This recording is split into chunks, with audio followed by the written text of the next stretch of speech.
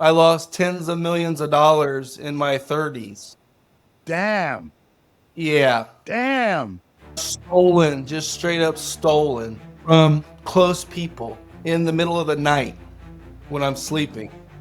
I'm telling you this because I want to see people succeed. You want to change the world? Try this little method. A lot of people look at me and they're like, how'd you get here? Like, this doesn't even make sense. And I'm like, you have no idea how far I've actually came. And it was Yeah. just this little philosophy. Florida's not just where we live, it's where we build legacies. Welcome to the Florida Forge podcast. This show is designed to celebrate the entrepreneurs shaping our state's future. Leaders who care about more than just profit. Why? Because the businesses we build today will define the Florida our children inherit tomorrow. I'm Gavin Elliott, a Florida business owner for over 25 years, and together we'll uncover the grit, values, and vision that forge what's next in the great state of Florida. Mr. John Baxter, innovator, inventor, entrepreneur, philanthropist. I could literally go on for the entirety of this show just of your accolades, but it's so good to have you on, man. Thank you, Gavin. Thank you for having me on. I appreciate it. I'm looking Nah, forward to chatting with you. awesome, brother. Now there is one I forgot, one of many, but it's Disruptor. And more specifically, is it true that you received recognition from Apple News as a top 10 disruptive entrepreneur for 2025? Yeah, they chose me as one of the top 10 leading disruptors in 2025. Big name people were on this list. All right. Do you know any of the other? Can you give us a name or two from that list out of by chance? Like Grant Cardone's wife, Elaine Cardone. Oh, There's a wow. couple people like this on there. It's an Cool. honor. So what does it mean to be a top 10 disruptor? Like, what does that mean? Because I don't know. So, It means a long time ago you had a mission and purpose and passion that you didn't give up on, and it was a painful journey. It's almost like lifting a boulder that you never knew you could lift, and maybe you couldn't, but somehow magically it lifted up, and you do it a couple times, and you feel like you want to die, but you can't give up for some reason.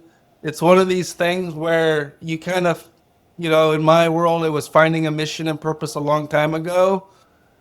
Regardless of what anyone told me, I wasn't going to give up, even if it was my parents' closest friends. You should just quit because, it's not going to work anyways. It's like decades of that crap. And then eventually someone notices you. That's what I awesome. I feel like that's how it happens, and people start noticing you quickly. And if it's a real situation, then I think people are like they look into it. You know, Very cool, man. And now I'm looking at your background there, and I see the American flag. God bless the USA. Obviously, I see a hilt of a sword. So, and yeah. I Someone gave see me that. Gifts, all gifts. what's that paperwork behind the hilt of the sword? Oh, this is more patents, some patents, U.S. approved patents. One Okay. of them is Now, a standing speaker at New York Bar Association. Couple cool wait, things. you spoke at the New York Bar Association? Yeah, with Mayor Giuliani. What? Okay, you got to tell me what that's about, man. That sounds awesome. So I was running the hat up top as Make America Healthy Again, and that's where people are recognizing me a lot. People realize that in this world, people speak problems. Very few people only focus on solutions. I grew up in the Midwest, and everyone thought someone was smart when they said, "Hey, I know what the problem is." I listened to that crap my whole life. Okay. And I was just like, look, throw your hat in the ring for once. Like, create a solution. Like, I could be talking about the problem until I die. If it's important enough that you're complaining and talking about a problem, like, do something about it. Like, be a solutions master. Don't just hear this shit and just let it keep rolling. I'm just so tired of that mindset. And so a little bit of it is like, let's not talk about chronic disease. Let's have a solution. That's how people know me. I have solutions for the problems going on in the world that I've worked on my whole life. Solutions. No, and that's so important. But people actually, there's a certain segment of the population who almost take pride in pointing out the problem with a situation. And then you ask them, what do we do? And I'm like, oh no, all I do is just point out problems. I don't actually achieve anything. I don't actually advance mankind. I just make everything worse. I mean, am I right? That's what I grew up around. Okay. Now, you have a very particular solution, which actually I am a happy customer involving that I purchased called, it's your grounding technology for mattresses and bed covers and things like that. So the first question I want to ask, and please confirm the accuracy of this for me, but I see these ads over the internet all the time, grounding mattress, grounding mattress, grounding mattress. They're not you.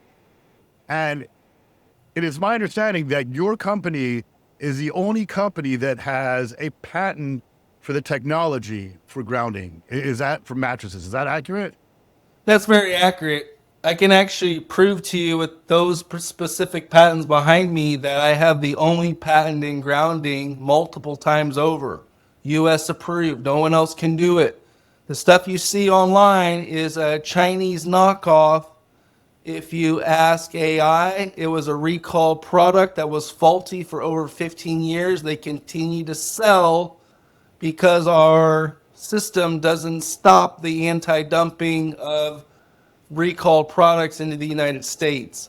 So I have unleashed this grounding understanding, and they continue to pour in Chinese grounding that are faulty products. The difference, what is the difference between a patented and a Chinese? A Yes. Chinese is gonna last you like 2 to 3 weeks. Ours is gonna last you 5 to 7 years. We're the only ones that created the stretchable conductive thread to make a mattress work. A mattress is a very contouring piece of equipment that you sleep on. And if you don't solve the answer of body conformation with the conductive technology, it cannot stretch. It cannot be durable. It took me 6 years to figure out how to create the first stretchable conductive fabric. We were able to make the first grounding product and finalize it in 2019 after working on it since 2012. And that's the leading technology out there. If you ask AI, what is the most powerful anti-aging technology out there? It'll say grounding, because grounding is offering you demonstrative data that cannot be disproven. If it can't be disproven, most everything that we use in supplements, it's very difficult to prove. Blood Hmm. work can't totally prove it. Meters and these types of things have a hard time proving it. But grounding, as you have as well, Gavin, it's plugged into the wall. It's grounded to the earth, and basically you could measure your voltage before and after touching the grounding cover. As soon as you touch the cover, you've changed your frequency. You're discharging the extra Wi-Fi and voltage from lights, Wi-Fi, 5G, cell phone. That frequency harbors in us and raises our heat and our voltage. As soon as you ground, you change your frequency. You discharge that extra EMF and voltage. It goes out the door, down to the ground wire, out into the earth. So it's a very prominent technology to help you sleep. No, it's awesome. And I can say the statement I am about to make is uncompensated. I'm not a spokesperson for anti-aging bed. Well, I'm not a paid spokesman. I'm a believer. I'm a product owner. I'm a very happy one. I also know that your analogy, your discussion about Chinese products, I bought this anti-snoring device that you're supposed to stick under your chin. It stopped charging after once. I was like, God, and it actually seemed to sort of work. Like the one day it actually bloody worked, but then like And then you call the customer relations department, and it's all just a bunch of, oh, well, you didn't know because you got a discounted rate. And then I look at Walmart and they sell it for $40 less and they sell it at their discounted rate. It's like, it was a terrible experience, man. That's why. And honestly, with everything going on right now, the health and wellness of America should be made and developed. Products, services for it should be made and developed in America. Because heaven forbid China gets mad at us. Matter. Like, they can cut off diabetes medicine. They can cut off everything, you know? Yeah. And They you have a foothold over here. If there's an issue over here, they make money.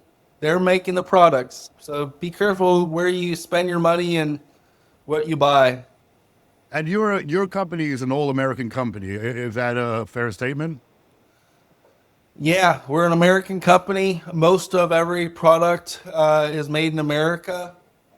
And some of the products that are not, like we just made a frequency medicine device here in America. First time ever a frequency medicine device was made here in America. It took some time, it took some ingenuity, it took people doing something they never did because our manufacturing was sent overseas over the last couple decades. And so we're still trying to learn. But I think the formulation of what's going to work in the future is American made, bringing jobs back, bringing innovation back to America. Oh, brilliant, Because man. the tariffs are coming. The tariffs are coming regardless. Just like, Yeah, they are. They are, man. I've been buried in my TikTok with buy direct from China, Louis Vuitton purses that aren't really Louis Vuitton purses. It's annoying. I don't know how they got in there. I didn't ask for it, but they're there. I want to go back to you. So you mentioned, where were you from in the Midwest originally? I grew up in Indianapolis, South Okay. Side. So a Is, Midwest town. Yeah. it's okay. I know Chicago's South Side is a very particular thing. Is it like, what's Indianapolis South Side like? Or what was it like more? It's not. It's a decent sized city. You know, it's got over 1 million people. It's a big city. Yeah. There's a lot of suburbs that spread out, so it's a spread out city. It's about sports, so they love their racing, they love their sports, so that's a prominent thing there. And Midwestern values. Yeah. No, hard work, honesty, character. Those are things you traditionally associate with that. So you mentioned how there was all these people saying no and not growing up around that and people not offering solutions. And then you mentioned you had to find a passion. How, I mean, obviously this is wellness, biohacking, anti-aging, make America healthy again is your passion. How did this become your passion? So I was an elite athlete when I was younger in wrestling, so I was always liking martial arts. And you learn a lot when you get injured. And I did my own move, and I broke my neck on my Oh, own move. So I lost the ability to use my hands for a short time, and that was scary. What else was scary is that I refused the surgery. So I was a little stubborn, but also my parents had really good insurance, so I already knew they were, even at a very young age, 20 years old. This is over 26, 27 years ago. I knew there was an issue in this industry, in the medical health industry, and I lost trust in this industry that long ago. So I wow. refused the surgery, which was just crazy. And in less than a year, I was hooked on pain pills. So I went from being injured to not sleeping to taking about 13 pain pills a day. Damn. And then I quit cold turkey because I knew I was going to die. That was my epiphany. I'm going to die at 20, taking 13 pain pills a day. You think this is going to end when I get 30, 40, 50? It's not. I'm going to die. So I just did a cold turkey on not taking the pain medication. And then I met my next mentor, and it got me into helping me become a lead innovator in the mattress industry last 2 decades. No, it And has. it's And I've, passion, helping people. Yeah, man. And I've known you for a big chunk of it. And I've always been just impressed with your mind, to be honest. Your mind, your character, your everything. Like, you really, I've always, and I think I've said you're a creative, you know? You find solution, you recognize problems, find solutions.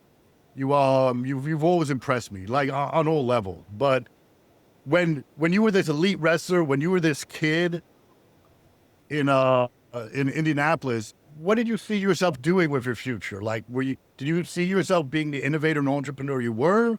Do you think you'd be a policeman, a fireman, an astronaut? You know, like what did young Sheldon, young John Baxter see himself as a little kid? So that's a good question. So I was a spiritual young kid, which was pretty crazy. My mother was Buddhist, Thailand. My father was English, between Catholic and Christian. So I grew up in an Eastern Western household in a Midwest where there was no such thing as this. So Yeah. I was confused of everything. I had an Asian look, but I never met an Asian person. I knew Thai language and I didn't even speak English. I was raised by my mother at home while my dad was at work. I studied Buddhism and Christianity at a high level. I basically, there's this duality in the world that I feel like I had since I was a kid.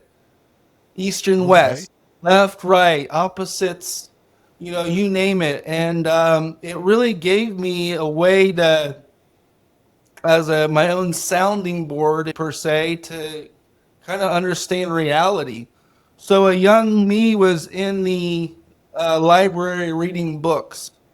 My best friend, who was my fight partner, we liked to read Bruce Lee, philosophy, mathematics. So my thing was philosophy. And that was when I first went to school. It was mathematics and philosophy major. And it was for spiritual good in the world. That's all I was trying to do. So I was reading these books, high level prose, crazy philosophy books, going back to Plato to um, all types of stuff, and then even into physics a little bit. But Wow. that's where I found myself at a young age, even around the time I broke my neck. So, the thing is if you love the life you live, you'll never work a day. So mine was, Yeah. I'm a fighter. I coach wrestling. I read philosophy. I inspire my students, and that was okay with me. That's crazy, man. And the person you were in there, you're describing, because in America we're put into boxes, as in, well, this guy's an engineer, this guy's a lawyer, this guy's a doctor, this guy's a salesman. Like you're put into boxes, but you're outside of those boxes. You're what one like traditionally referred to as a Renaissance man. How you can be a fighter, a poet, and a priest all at the same time. But I was listening to this on Joe Rogan a little while ago, and he talks about this book, The Five Rings, written by some Japanese guy, where he talks about if you want to be the elite of the elite samurais, you can't just be a samurai. You need to be the elite of poetry, the elite of philosophy, the elite of everything. You need to be a fully rounded person. Has that been sort of a mission you've either consciously or unconsciously set for yourself? I think it's an unconsciously set belief that, some of my earlier teachers, and I was blessed in the fight scene with really good coaches and really good business mentors. And, I was just looking for that little breadcrumb to get me to that next level all the time. You could have a teacher, a mentor forever just to find a little tiny breadcrumb. But I think by way of there's a philosophy that helped me heal my neck, and it was just get a little bit better each day. An inch is an inch today, but in a month it's 30 inches. In a year, it's much longer. You're further down the track. That's how you get to point A to point B when you're dealing with something that's hard to grasp. You can't Yeah. take. A lot of people look at me and they're like, "How'd you get here? Like, this doesn't even make sense." And I'm like, well, If you started back where the time that this stuff happened, you have no idea how far I've actually came. And it was Yeah. just this little philosophy: get better each a little bit each day. That's it.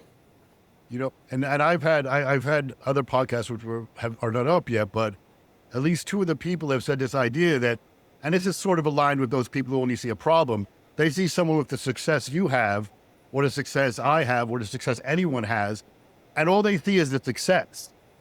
And most of them assume it was given to them, it was instant. There's almost resentment against success, but you put in a lot of time, work, and effort to get to that success. Now, one area I'm super curious about how you developed, because all this grounding technology sounds super scientific. So how did the wrestling poet, mathematical philosopher all of a sudden become a scientist? Like, how did that happen? Okay, so my mentor in the mattress industry sold the first adjustable bed in Florida in 1960. So basically, that's an advanced piece of health equipment. It's a motorized adjustable base. So that was one of the first things I put my time into in the mattress industry. How to raise your elevated legs and your head and try to not to toss and turn too much. And so that was my first major gizmo. That was a hard gizmo to learn, and it really helped people. So it helped me. So part of my understanding of why I wanted to do it was because I wanted to heal myself. So there was a little bit of this philosophy where I could tinker with this and it could heal myself a little bit more, that, I'm going to help myself, but I'm helping everyone else too. So there was a nonstop passion that it's hard to explain. It's like even my life today, I can live my passion and purpose. I have thousands of people that could come see me right now. I can give them all my energy and heal them in such a way that's strange, and but it's also on the other side of its technology, right? But this level that I got to is like, if you're living in that passion and purpose, there's really inexhaustible energy. And if you're playing in inexhaustible energy, it's like, how much do you want to take today? Do you want to exhaust your battery and just pass out on the ground? Or do you want to take it in bite-sized steps and try to gain some balance?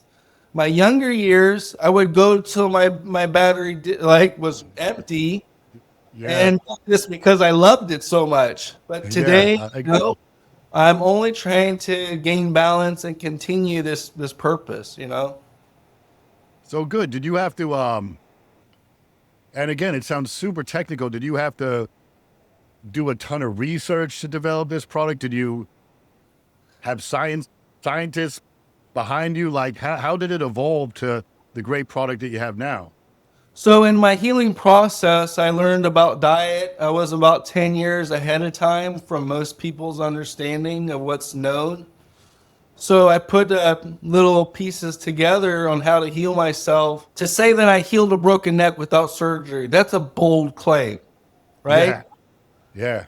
I made that claim in 2014, and that was roughly 12 to 14 years before the accident of no surgery. So around that time in 2014, I told everyone I healed myself. And how was it? Well, grounding is an essential component for that claim because it required the neutralization of free radical and inflammation damage. So if you can curb that inflammation every day, your body can do miraculous things. And that's why the science of the grounding technology is so important. Exercise, nutrition, and sleep. Your body is the only thing that can heal itself anyways.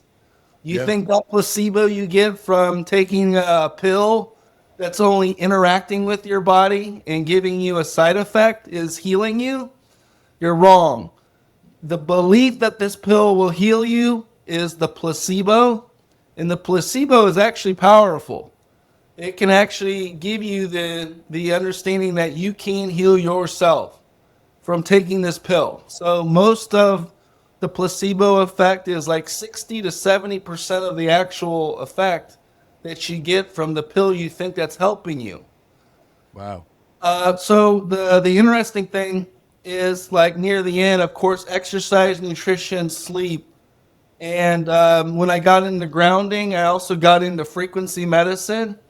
But these are the final kind of couple things that, when I reduced my inflammation, my body knew what to do, which was to get back in alignment. Once my body got back into alignment and balance, and I reduced my inflammation, I healed myself. Here I am today. Never got to. I lived like this for 10 years. Wow. And now it doesn't even matter. I'm older too. Yeah, you know what? And this is embarrassing, but there was a phase of my life where there was fat cabin. And I remember like getting out of bed one time and turning my head too quickly, and I was stuck for like 3 days. Like, because I wasn't, like you're saying, my diet was garbage. I wasn't really exercising. I would be a different man today if I would have stayed that track. I know you're a practitioner of Tai Chi. Now, does that come into how you conduct yourself as an entrepreneur, businessman, and even as a person? I think so. I think so, and so many times I can get into that Zen understanding in very difficult situations. I don't usually allow difficult or stressful situations to be difficult or stressful. I try to break it down to a place where it's even keel. And the way I learned how to, and each and every day I'm learning to be a better leader, CEO. This is not an easy thing. It's the most difficult thing. And each and every day I get a little bit better, and I learn how to be a little bit better leader. I take pride in that because that's difficult. This is hard stuff to learn, to motivate people to do something that either they didn't know they had in them, or they wanted to have but didn't really have a good teacher. I will not sugarcoat it, but I will spoon feed it in a way that either you're going to do something or not. Because either on our entrepreneur program, and I've helped thousands of them, I am just telling them straight stuff. In the sense of the martial arts, I believe it's helped me. I believe that there's energy vampires in this world, negative people, jealous people, people that are out to do you wrong. The same people that may not even have known that they knew what the problem was, but doesn't care about the solution. Some of these people too, they don't realize that they could have shattered my dreams just from giving me a negative outlook on life. So yeah, the martial arts is super important. The Tai Chi, when you're an attorney, Gavin, so you probably feel the heat of words being thrown at you, and you know the movie Absolutely. Matrix where the guy is dodging bullets. Yeah, Sometimes Tai Chi, you're doing this without doing the move, but you're realizing this is warfare almost. Language is warfare, and it could be something absolutely. nice too. But also, Tai Chi has made me learn that uh, reality is circular in nature, not linear. Okay. Uh, Well, what does that mean? Linear is like, I think we can all be put in a logical box, because logic is in law and everything is rules and laws and regulations. It can box you. You can box yourself in logically, and that's what I've done. And there's another side of creativity, and on creativity, it's not linear. It's circular.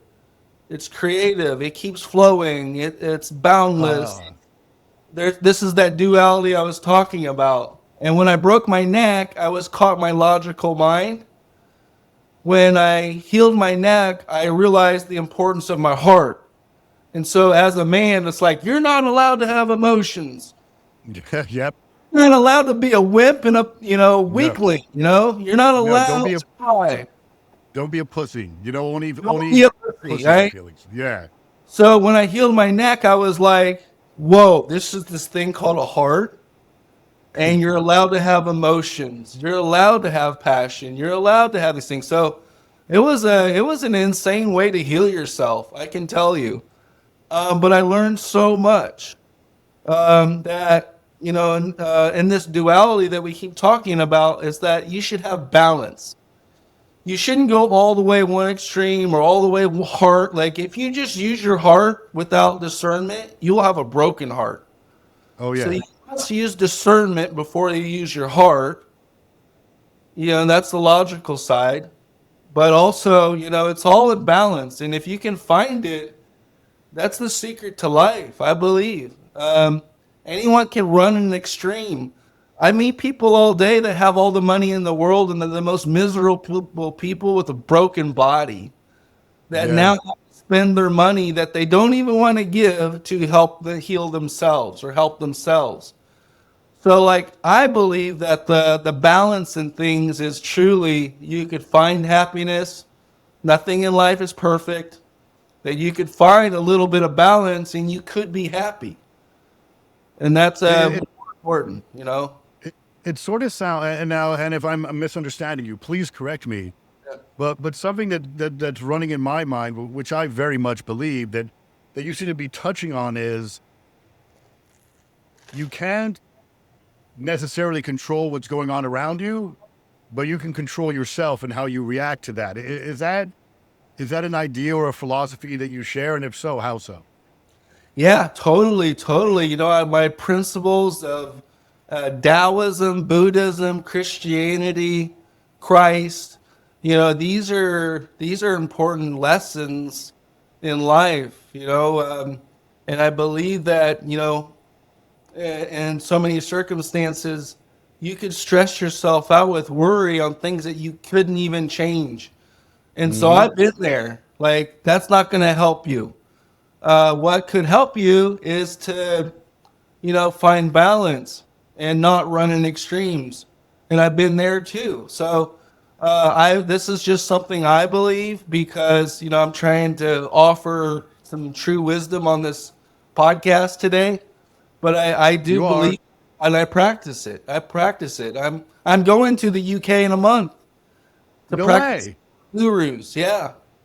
Wait. So, okay. First, where are you going? Second, what does practicing with gurus mean? What does that mean? So basically, I'm going to it's almost like, what do you call it? The Harry Potter, the castle. Okay. That's Yeah. that stuff is in England, right? The Harry Yeah. Potter thing.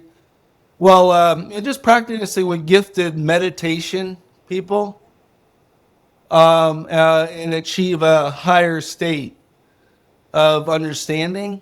And Oh, that's cool. yeah, so this is what I've been practicing a long time. I felt like I got to a level where I never needed a teacher anymore, but I'm learning different aspects to it. And one of the things is with the meditation, you realize it's all on. It's how you react to things. It's Yeah. not what happens to you. Like if it was just all what happens to you, which it feels like it is, 95% is not as how you react to it. Okay. It's very difficult. You know me, Gavin, for a long time. I Yeah. can get angry Yeah. really fast and lose it. You know, We all can, man. yeah, we can all lose it, and you see me at my worst sometimes. So, because we know each other a while, but to Yeah. find balance is to stay present, not let your emotions get the best of you. No. But as we were touching on earlier, this idea that like you can't control what goes on around you, but you can control how you react to it, and that's part of the parcel in all of it. And yeah, no, I can definitely lose my shit every once in a while. I'm not gonna lie about that. But and we all can. But it's having that individual power, that individual control that allows us to move to where we need to be. Otherwise, we're just basically animals if all we do is react to emotion. Now, I want to show you something real quick, and I'm pulling it up right now, and I hope I do this properly. I do not profess to have your scientific knowledge or intelligence or anything like that. Hopefully I can find it amongst all this rabble. All right.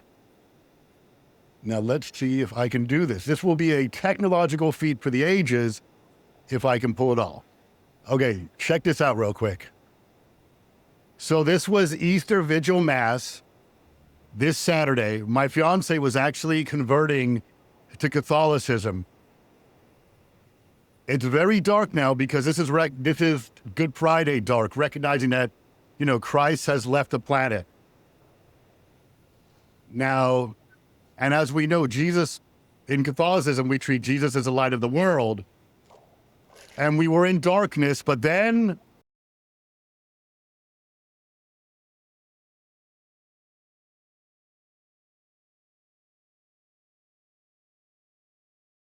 talking about the importance of spirituality and like you are by controlling yourself and not reacting and by guidance to faith, be it Taoism, be it Christianity, be it Buddhism, we are the lights. And there is an aspect of you that we haven't touched on yet that demonstrates how you are part of that light, and that's your philanthropic efforts. And there's a charity that you have founded. Can you tell us a little bit about that? Yeah, this is some people know, some people don't know, but there's an understanding in this of all this stuff I learned that we're actually not even maybe the greatest species on this planet. We kind of have a huge ego of who we are and our place and what's ours and what's rightfully ours and all this stuff. But guys, no bees, no honeybees, no humans, no food, Yep. famine. So this is something I worked on for like a long time as well.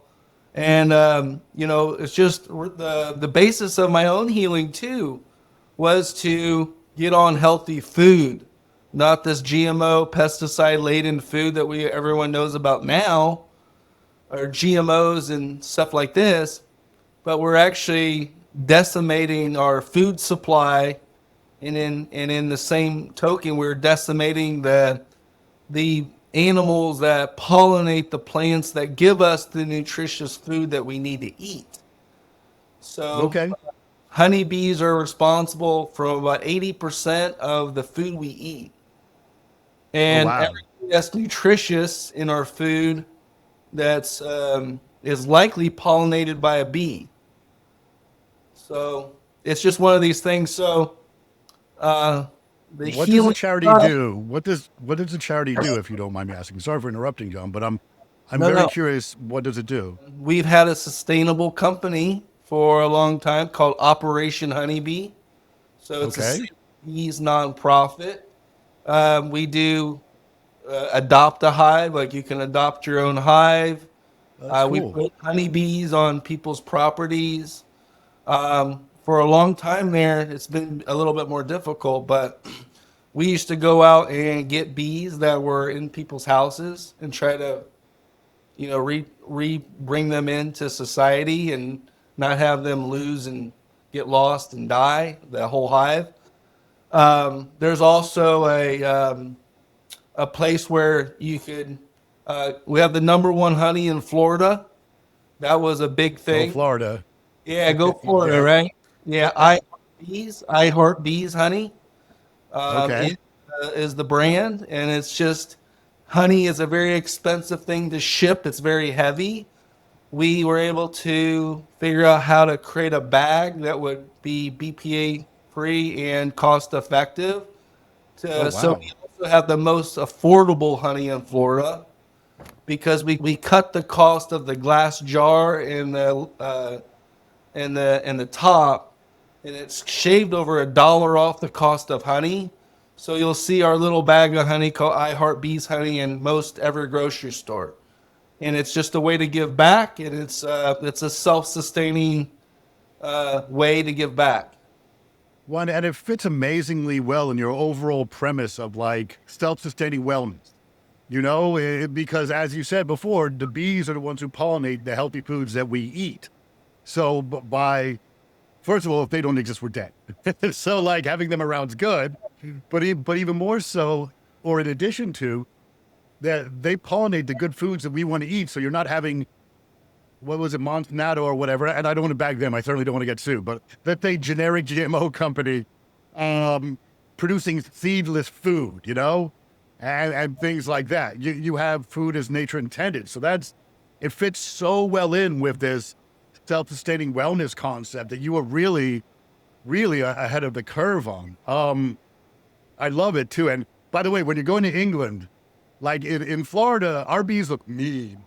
Like, you know, you don't want to mess. But in England, you have these like fuzzy, big, bubbly, like cute looking bumblebees that are amazing. Like you're definitely going to enjoy that, man. That's so great. I'm excited. It'll be the first time I've been to the UK too. So I'm going to London for a little bit. But like I said, I'm doing the meditation training courses and see where it goes. But, you know, we are, in essence, what we're saying here, I believe it, in business and life and your local community and the people that are around you. Like, we got to take the cancer out. That's a strong word to say. How could I be a cancer? No one knows what they are. But in a group of people that want to do well, we want to, like in our organization, we want like-minded people with a like-minded purpose and a trajectory. Did you know one bad person can take down $100 million company? Oh yeah. Yeah, so it's important. I learned this the hard way. So when we have a really important mission or purpose, it's important to ignite your tribe, but also have them on the same page and mindset. It's the toughest thing you'll ever do. But once you realize if everyone gets on the same page, let's say you had a dream and an aspiration on the board that seemed impossible. Did you know when everyone gets on the same page, that impossible thing is almost like it's going to happen? It's that crazy. And as soon as you pull out the cancer, so on the flip side, I'm known for the guy that's like, right? I'm saying we're going to eradicate, you know, chronic disease as much as we can, right? We got a health technology solution that can help us. But I learned it from this. Like, let's say the body has a cancer, right? So it's being impaired from doing the function it's supposed to do. Well, it's the same way in a small organism. It's the same way in an organization. It's the same in all these different facets of reality. So realize this: if you have a dream, you have a goal, you have an aspiration to do something awesome in this world, give yourself some relief. Give yourself some, maximize your resources, energy, you know, maximize your dollars, maximize the, you know, everything, and put this premise first. Put this as the unique premise that's going to help you get you where you want to go. And guess what? It will be a lot easier. I'm telling you this because I want to see people succeed. Like, you could I go know you so do. much further if you use this premise, other than I'm the guy that was throwing the see what sticks for all these years. I have decades of throwing stuff and seeing what sticks. This little thing right here, you want to change the world? Try this little method. It'll help your organization. It'll help your business. It'll help so much more than what you thought. And that's what it's about. Try to change the world. No, and it's, you're, and I don't know if you're saying it specifically, but you're touching on the ideas of energy. And as one of the reasons I'm good at picking juries, and I've had to bring it in, is I'm very empathetic. I can feel people's feelings, which when you're a teenager really sucks, to be honest, because it's overwhelming. And a funny story about that, when I first started as a public defender, I remember sitting in a jury box, and there was a lady sitting way away from me, a criminal defendant, and she just started wailing, like crying, but not angry, just like so much pain. And it watched over me, and I started crying in the middle of friggin' court because her energy was so powerful. And I think that, I mean, everything you do involves energy, but I think that lines up very nicely with what you're saying about having the right people about you. because your energies get aligned with each other, and you get a strong. It's like they add to each other. It's not like six energies; it's times six energies. So, in line with that, like, how hard is it to tell who the bad energy is? Like, there's some very convincing scumbags out there. I mean, I'm not going to get into detail but I know personally you have dealt with some very convincing scumbags. Yeah, So and I would how can you say tell? opposites don't attract, they repel eventually. Yeah. Opposites don't attract, they repel eventually, and it could be bad. So how do you know? Like, how do you get in line, and how do you? This is a very difficult thing. Well, it's through Mm-hmm. communication, and that is the nonverbal communication. It's through communication that you could really decipher a lot of this stuff, and you may not know for years. But if this is an organization with a plan and a goal, well, you'll just have to see where people align. Not everyone can stay a part of your organization. Some will have a good intention, but just don't have the right follow through. And this is not a management like type of podcast. This Yeah. is more of we're just throwing out stuff out there. Like, I'm just throwing stuff out there. But I just want to, when we're talking about being a disruptor, an entrepreneur, and all this stuff, this is not an easy, this is the toughest probably course of action. And Mm-hmm. I've been an entrepreneur my whole life. So I'm just giving some information on how to decipher it. I picked the wrong people. And it goes back to your past. It could be your childhood trauma. It could be the way you were raised. It could be your hope that you could save someone. It could be your Mm-hmm. hope you could change someone else. And the reality is, it's likely not going to happen. The Yeah. reality is you have to know yourself at a much better clip where and understanding people. It's one of the most difficult things to learn, and I think I'm still learning, of course. But Me too. the thing is experience will tell you. Like, no one wants to let people and push people out of their lives, but you have to know where you're at in your life to be able to say, hey, I'm going to create this boundary. This is going to keep myself healthy, happy, and protected. You may be the person that gives everyone their boundary, but no one has boundaries with you. That could be one of the worst situations ever. Yeah. And that's what it is: communication, setting boundaries, and in this fashion, you could likely, find and experience this more intrapersonal level with different people and different teams. Yeah. And now you mentioned like it goes back to our childhood, and listen, I'm 6 foot, 200 pounds. I'm not in the worst shape in the world, right?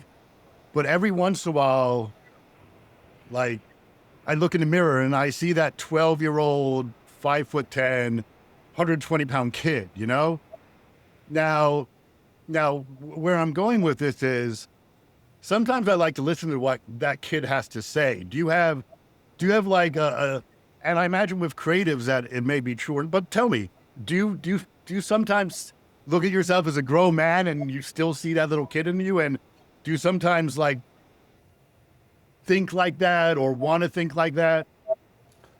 That's a good question. I had a brother that was 5 years older than me, and a father that were into sports, like crazed maniacs. So I was the younger kid.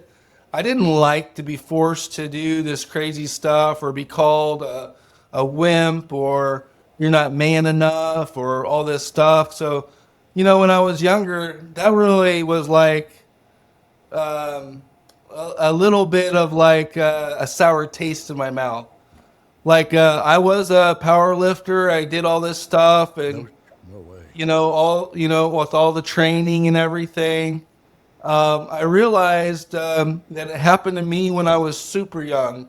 I think some people say I remember back when I was 10, 12, 14, 15, I feel like I was hit so hard on the upside the head by my brother at a young age that I wasn't really, if anything, he gave me a traumatic experience that essentially that there was a never-ending perfection that I could never do good enough, along with Wow. no matter what I did, it would never be good enough. So Yeah. I think in this Asian culture too, the primary way a mother responds to A's is that's never good enough or it doesn't matter. So the thing is I felt like in some sense I look back that the kind of pressure that I was given was that nothing I would ever do would be good enough. Yeah.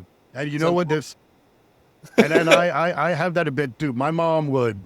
I mean, my mom was born in Ireland, one of 11 kids. Like, not they had a but not terribly wealthy. All my generation does very well. The next generation because of those 11 people. But like, yeah, a B was a beating. You know what I'm saying? Like, yeah, I suffered all this my life, and you ungrateful and blah blah. I want to be very clear. She is my hero and the most amazing person ever. But like, anything less than perfection wasn't a bloody option. So maybe the Irish and the Asian cultures have a little bit in common that way. So I have to ask you, speaking of in that, the and I Mensa, know, I mean, if you got sorry, into Mensa, if you were a Mensa graduate yeah, or Mensa certified, yeah, that's that same perfection. I mean, how do you like to get to that level? Someone must have pressured you or pushed you oh or yeah, like, it's an dude, unbelievable thing dude, they were my doing. dad used to do this thing when we were kids, and so it was me and my two brothers. And I honestly don't know if I'm making this up, to be fair, but in my head, it's very real. And my dad passed recently, but he was a good father, the brightest person I've ever known, bar none. But he would throw quarters into the pool, and whoever between the three of us got the most quarters got to go and get ice cream, and the other two had to stay home. So like competition, I don't know if it's that good injecting it into siblings like that, but like competition was drilled into us, bro. But I want to touch. I know you have overcome incredible adversity with the neck injury and effectively healing yourself.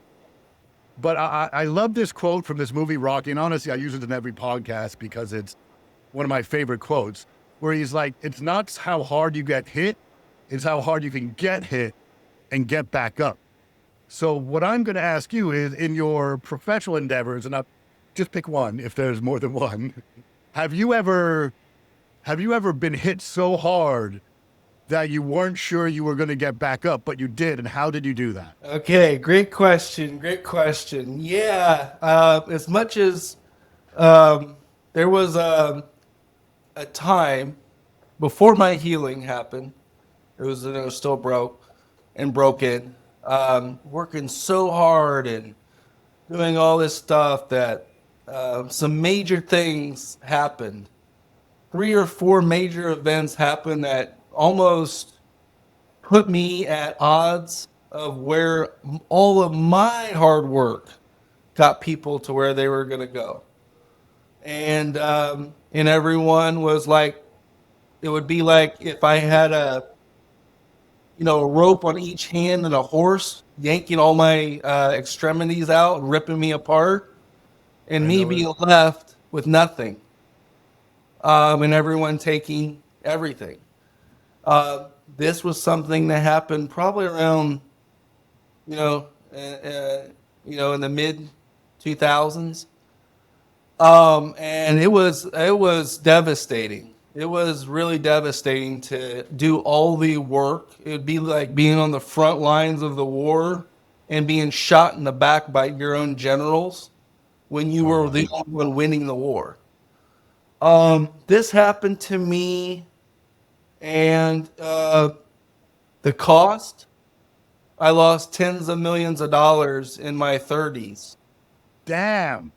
Yeah. Damn. That Stolen, just straight up stolen, yeah.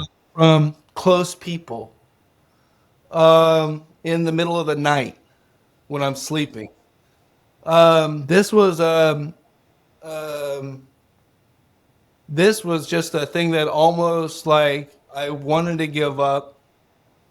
And basically, I started to do the first things I've done ever. I picked my own church. I was like, whoa, that's not something I do. I picked my own church. I picked my own this. I started doing, and I started building myself back up slowly. Um, there was um, there was a quote that I read to myself. If I can remember, I can recite a couple lines of it, but it was a powerful sermon. And it was like, people will treat you like shit, steal from you, and be terrible. Be good anyways. It Yeah. was like, people will do this, this, and this. Achieve your mark anyways. It was like someone will do this and this and this, and achieve your best potential anyways. And so I was reading this stuff every day. Had a relationship end, and actually that was a one of the spiritual points in my life as well, where it got me to where I am today. I never gave up. That could have been the pivotal point where I totally gave up. But next thing happens. God opens up a door. He never gives you too much that you can't handle. So when it Hmm. comes down to, and you feel like it's the most toughest time, and I realize it time and time again by lifting these big boulders, that I guess you get, in a sense, what you deserve or what you're rewarded by just following through. That's why I was saying people can steal your shit and be ruthless to you. Be good anyways. Yeah. You have this limited amount of time on this earth to allow someone to affect you at that level out of greed, out of the nastiness of jealousy. These are just who some people are. It wasn't me. It was just me looking out for the better of the cause. So even before I ran at the honeybees and the health technology, realized these damaged and traumatized people were doing it to everyone around them. I just happened to be a person that was trying to heal myself and be a better member of society. Sorry. Sorry for trying, right? Sorry that you're a jealous, weak-minded, insecure person. Sorry for me to lay it all on the line for you. Yeah. So the thing is like you got to know your truth, and that's Absolutely. what happened. I learned my truth through pain. So anytime you get pain, realize it's your teacher. No, and I appreciate that. And I want to briefly jump into faith. And I have a little story for you. And I have amazing kids. I'm very blessed. I love them so much. I just got my daughter one of those e-scooters, so she, the electric scooter, she can go to class. But I remember there was this one time, and it's touching on faith, that like I was sitting in the car with my daughter, and she was being a typical teenager, which isn't always the most pleasant thing in the world. I know you have a beautiful daughter as well, and so I'm sitting in the car, and I just can't take it anymore. And I'm like, I can do all things through Christ who strengthens me. I can do which is a Bible verse, I think Philippines or something. I'm not sure that, but I can do all things through Christ who strengthens me. The sky's clear, not a cloud in the sky. All of a sudden, just this crack of thunder comes down, and I look around. Anytime anything like that happens, I want to make sure I'm not insane. So I like look around to see if other people are reacting, and they're reacting. And like that was, I honestly believe that was my faith, or more particularly God speaking to me. And I actually got the Bible verse tattooed on my shoulder as a result of it.